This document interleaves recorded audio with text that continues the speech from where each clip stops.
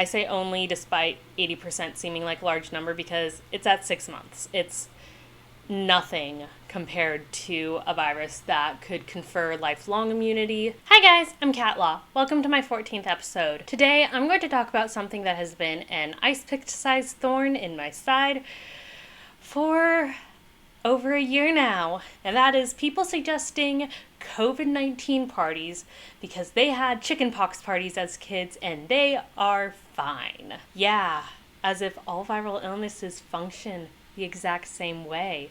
And we actually knew how to treat COVID-19 and we weren't at risk for the kind of realized situation back during the holiday surge of our hospitals and healthcare system being overburdened and overwhelmed.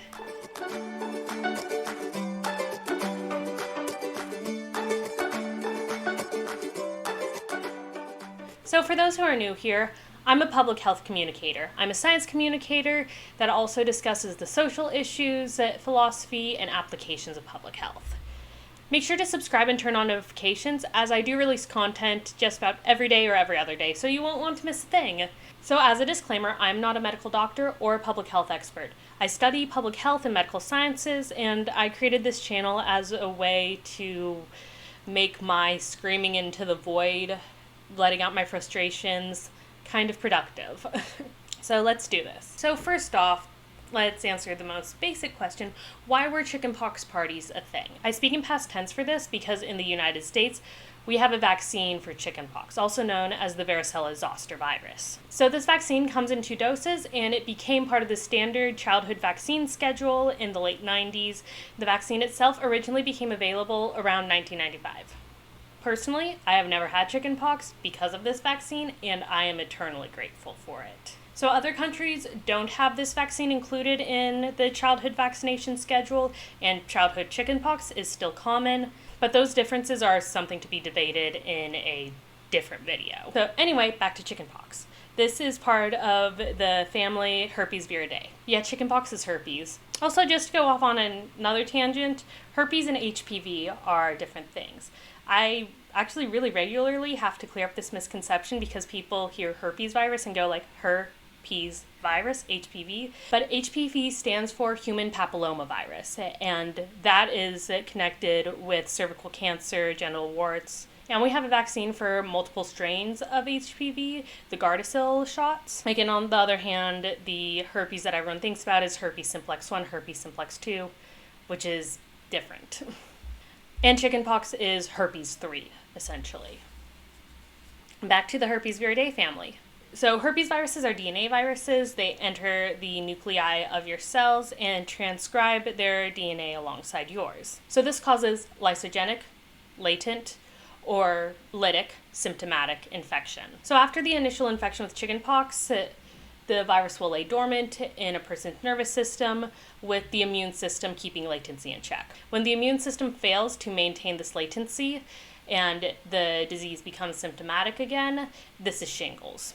But ultimately, because of the virus lying dormant in your body and being maintained by your immune system, most people are only going to get chickenpox itself once in their lives. Additionally, chickenpox is significantly less severe in children than it is in adults. It is still up for debate as to why it is actually more severe in adults as compared to children, but a well-supported hypothesis focuses on the difference in mechanisms between the adult and pediatric immune systems.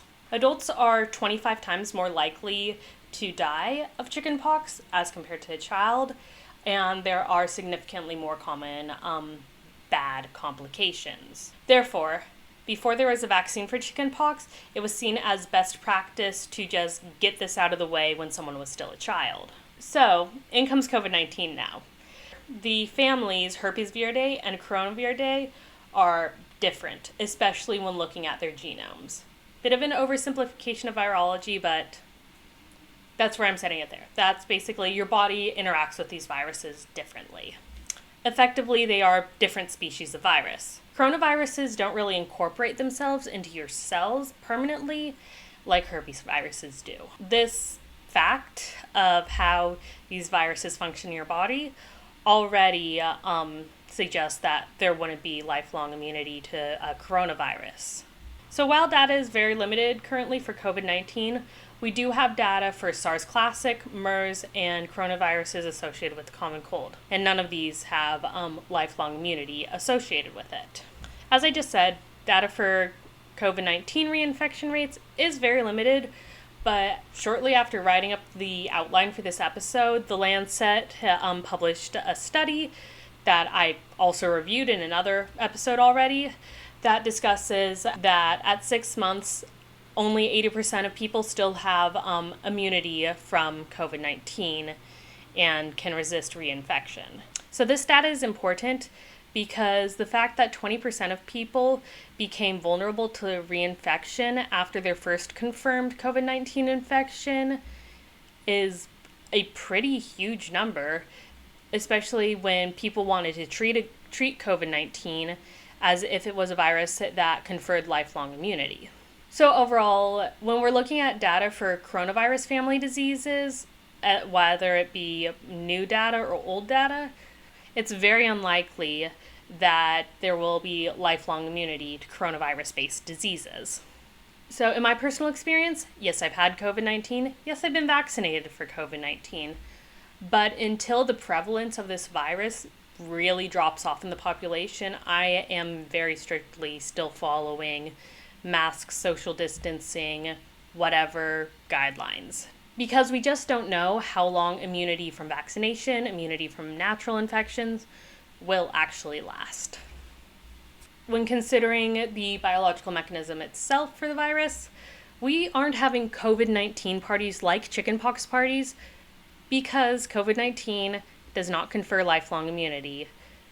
Also, COVID-19 is new. The 19 in COVID-19 stands for 2019. I know 2020 felt like a 300-year-long year, but it hasn't been that long since this pandemic began.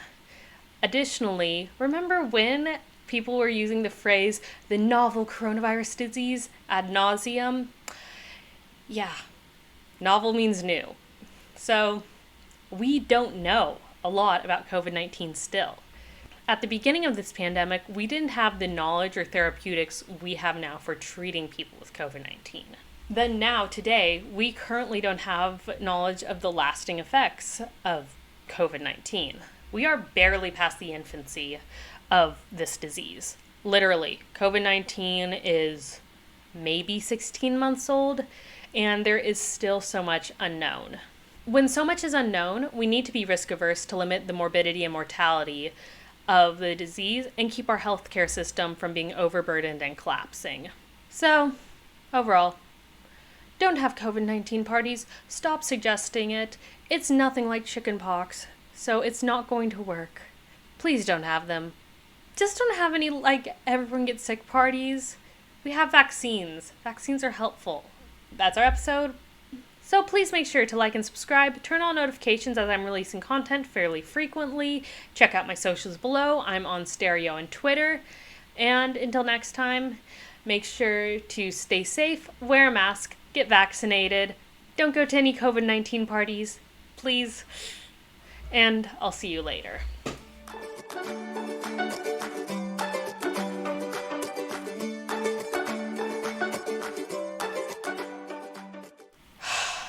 Hurt me, just kind of repeat those survivor's bias statements